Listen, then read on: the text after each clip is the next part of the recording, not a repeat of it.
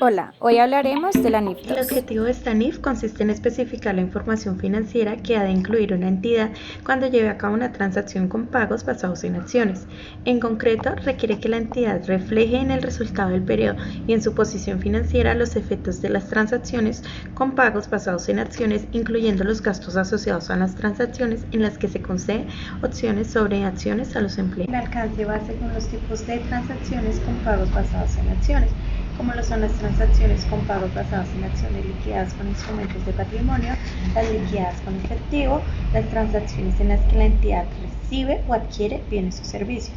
En las características de las transacciones que la entidad adquiere bienes o servicios y debe realizar el incremento en el patrimonio según los pagos basados en acciones liquidadas con instrumentos de patrimonio o el incremento del pasivo según los pagos basados en acciones liquidadas en efectivo. Para las transacciones con pagos basados en acciones liquidadas con instrumentos de patrimonio, la entidad medirá los bienes o servicios recibidos al valor razonable de los mismos, al igual que el incremento realizado en el patrimonio.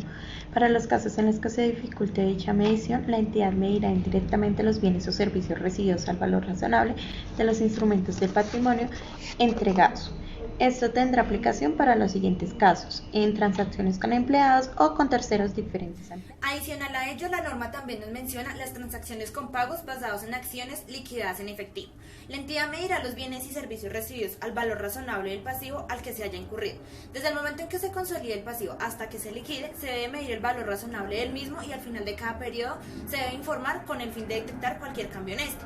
La medición del pasivo se realizará al valor razonable de los derechos sobre la revaluación de las acciones, utilizando el método de valoración de opciones y teniendo en cuenta que hay plazos y condiciones de la entrega de los derechos. Otro punto a resaltar de esta norma son las transacciones con pagos basados en acciones, donde dan alternativas de liquidación en efectivo.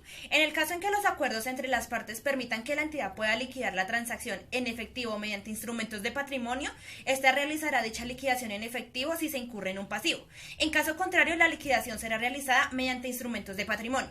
Cuando los términos del acuerdo proporcionan a la entidad la elección del medio de liquidación, la entidad debe determinar si tiene una obligación de liquidar la transacción en efectivo por...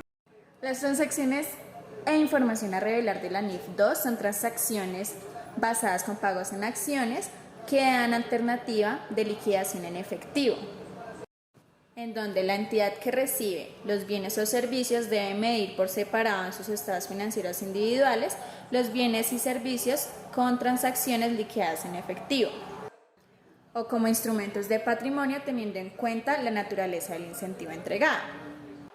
Existen tres diferentes escenarios de esta información a revelar, en donde una entidad revelará información que sea comprensible en cuanto a la naturaleza y alcance con pagos basados en acciones que hayan ocurrido dentro del mismo periodo. Segundo, en cuanto a la forma de determinación del valor razonable de los bienes y servicios recibidos o los instrumentos de patrimonio entregados.